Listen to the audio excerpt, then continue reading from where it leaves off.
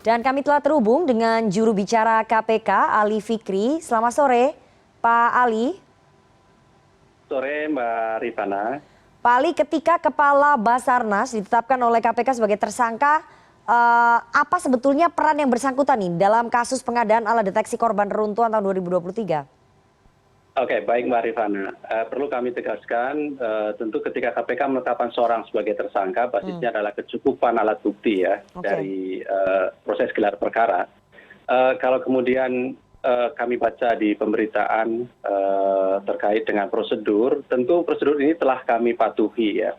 Dari awal ketika kami menangkap beberapa pihak dan kemudian diketahui diantaranya ada anggota militer aktif, maka tentu kami langsung koordinasi dengan POM Mabes TNI dan juga didampingi proses pemeriksaannya hingga gelar perkara ya. Gelar perkara itu kemudian kami lakukan di internal KPK yang juga diikuti oleh POM Mabes TNI dan juga timnya tentu.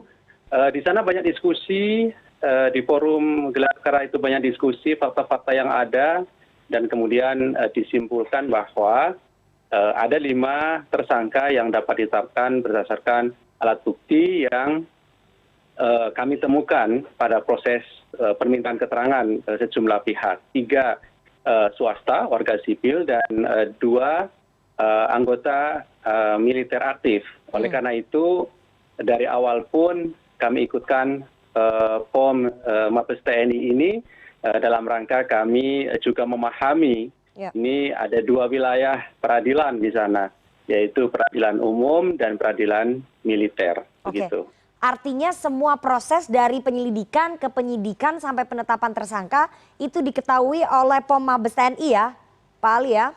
Betul Mbak Rifana, dan makanya kemudian kami juga sampaikan ini adalah bentuk kolaborasi dan sinergi. Ketika melakukan pemeriksaan, permintaan keterangan, masih proses penyelidikan, tim dari POM Mabes TNI juga ikut mendampingi di dalam pemeriksaannya karena kami paham betul ini ada 2 yurisdiksi yang berbeda, yaitu peradilan umum dan militer tadi itu Mbak Rifana.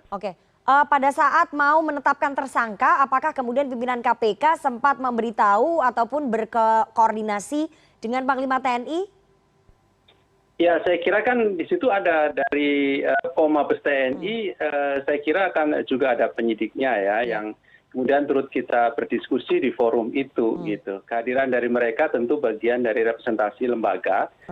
Karena sebelumnya kami selain dengan TNI juga sudah berkoordinasi dengan Jampitmil, Jaksa Agung Muda Pidana Militer di Kejaksaan Agung, karena saat ini juga Kejaksaan Agung sudah memiliki Jampitmil ini saya kira. Oleh karena itu tentu 3 lembaga inilah yang nanti ke depan akan kolaborasi dan sinergi untuk menuntaskan perkara ini. Artinya pernyataan dari tersangka Marsdia Henry Alfiandi yang menyebut KPK melewati kewenangannya karena yang bersangkutan adalah perwira aktif ini tidak sesuai dengan kenyataan ya, karena nyatanya kan sudah ada koordinasi sejak awal nih Pak Ali. Iya betul Mbak Rifana, kami pastikan itu, kami patuh pada proses hukum gitu ya, karena sekali lagi KPK selalu sampaikan seluruh prosedur-prosedur hukum itulah yang menjadi acuan dan harus kami patuhi betul, sekalipun itu adalah hukum secara formilnya ya, hukum acaranya gitu ya, proses-proses administrasi dan sebagainya. Bahkan secara materinya pun, secara substansinya pun tentu kami juga patuhi agar nanti semuanya baik formil maupun material ini dapat dipertanggungjawabkan pada proses-proses peradilan begitu. Ini kan pertama kali ya kalau nggak salah kolaborasi antara KPK dengan TNI untuk membongkar kasus korupsi. Apakah kemudian ke depannya nanti terbuka juga peluang kasus-kasus lain? Ya, sepanjang kemudian memang ada 2 wilayah peradilan tadi itu ya, peradilan militer dan juga umum. Ya tentu kami akan lakukan kolaborasi dan sinergi tentunya ya, sesuai dengan kewenangan masing-masing begitu.